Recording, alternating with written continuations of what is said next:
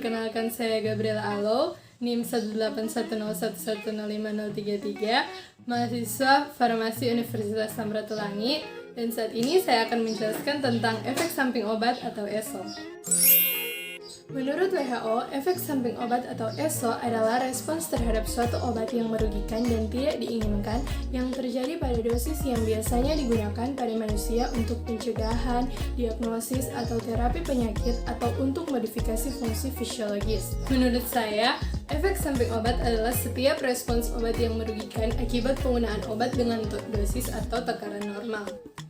ESO adalah suatu jenis KTD atau kejadian tidak diinginkan yang akibatnya dapat langsung dikaitkan dengan suatu obat dan sifat fisiologisnya.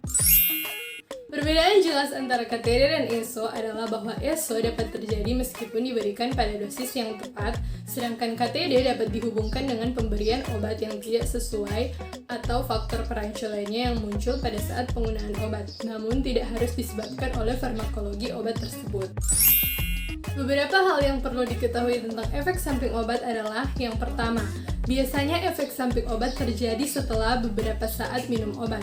Yang kedua, harus memperhatikan kondisi pasien, misalnya ibu hamil, ibu menyusui, lansia, anak-anak, penderita gagal ginjal, jantung, dan sebagainya. Pada penderita tersebut harus lebih berhati-hati dalam memberikan obat. Yang ketiga, informasi tentang kemungkinan terjadinya efek samping obat biasanya terdapat pada brosur kemasan obat.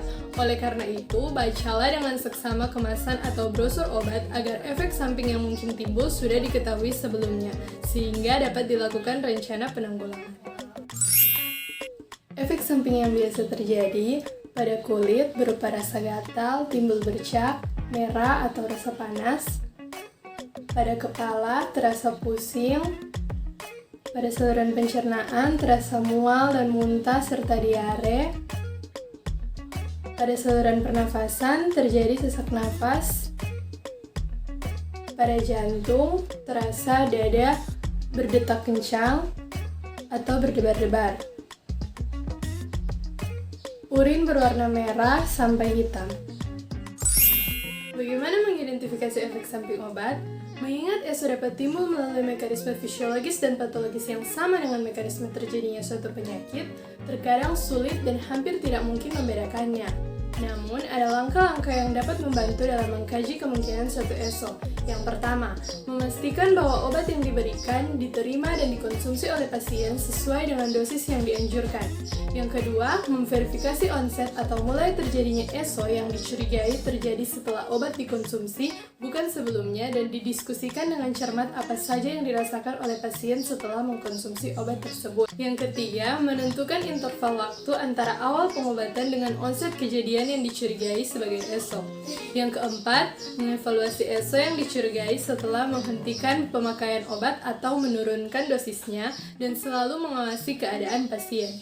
Jika memungkinkan, mulai kembali pengobatan dengan obat yang sama dan lakukan pengawasan keberulangan terjadinya ESO apapun.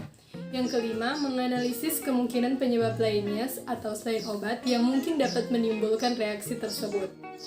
Hal yang harus dilakukan apabila timbul efek samping obat, yang pertama, hentikan minum obat. Yang kedua, mencari pertolongan ke sarana kesehatan, puskesmas, rumah sakit, atau dokter terdekat.